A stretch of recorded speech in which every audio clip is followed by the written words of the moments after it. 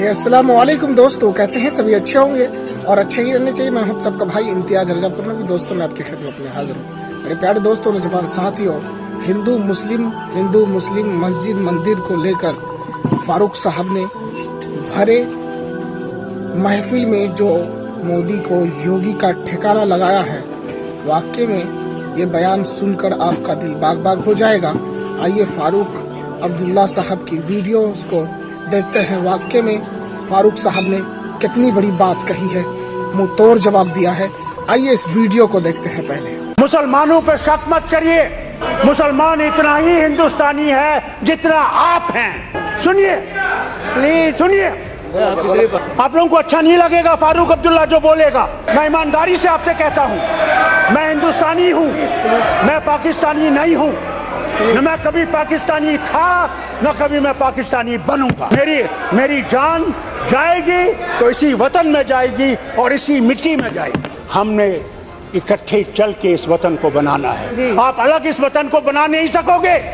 धन्यवाद फारूक। न ये वतन बनेगा अगर नफरतों को बंद कीजिए।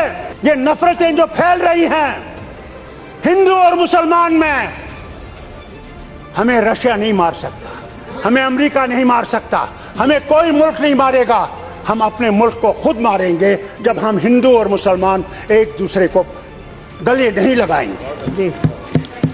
हमारे प्रधानमंत्री, मैं नहीं समझता हूं वो सिर्फ आपके प्रधानमंत्री हैं, वो हिंदुस्तान के प्रधानमंत्री हैं जब तक वो उस कुर्सी पर बैठे हैं। फारूक साहब इसे सुनिए, वही लाल किले पे कहते हैं, एक मिनट में लाल किले पे कहते हैं फारूक साहब कि हमने कश्मीर के दिलों को जीतना है। ये मैं आज उनसे ये अपील करता हूँ और इस हाउस में अपील करता हूँ आप सबसे, जी नफरतों को छोड़ दीजिए।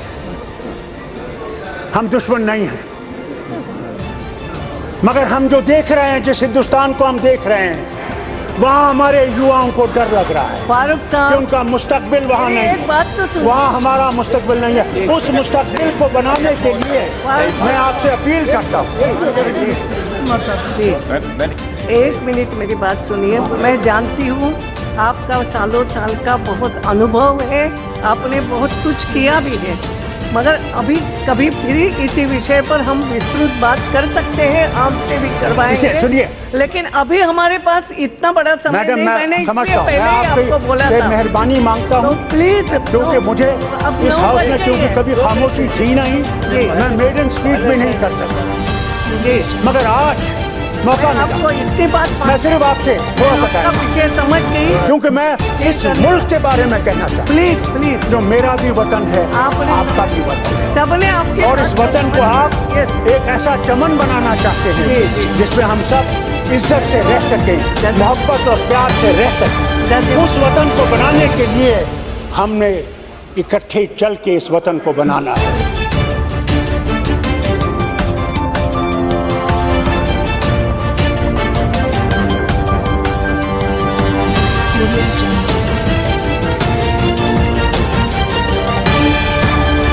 कोई धर्म बुरा नहीं है, इंसान बुरा है, धर्म बुरा नहीं है।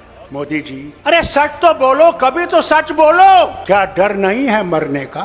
जो आया है उसने जाना है। वहाँ तुम्हें अमित शाह नहीं बचाएगा, वहाँ तुम्हारे ये झूठ बोलने वाले मिनिस्टर नहीं बचाएंगे। वहाँ भगवान होगे और तुम होगे। एक तरफ से तुम्हारी सच्चाई होगी और एक तरफ से तुम्हारा झूठ होगा। वही हाल मेरा होगा, वही शरद पवार का होगा, वही आपके मुख्यमंत्री का भी होगा। हमारे यहाँ भी एक जमाने में फिरौन होता था और फिरौन अपने आप को खुदा कहता था। दिन में वो खुदा होता था, रात को जब रात होती थी तो फिर कहता था खुदा तू ही है, मगर मैं क्या करूं, मुझे इनने खुदा बना दिया है। अरे कुदरत से डरो, कभी तुम्हारा भी हशर ये ना हो जाए कि तुम सारे चीजों को लेकर उसी दरिया में डूब जाओगे। कोई धर्म बुरा नहीं है, इंसान बुरा है, धर्म बुरा नहीं। मेरा ईमान है कि हिंदू इतना ही मेरा भाई है जितना मुसलमान है या सिख है या ईसाई है। अगर देश बचाना है तो हमें अपने आप को कुर्बान करके इस देश को बचाना है और इस मोदी सरकार को हटाना है कि ये कभी वापस ना आए।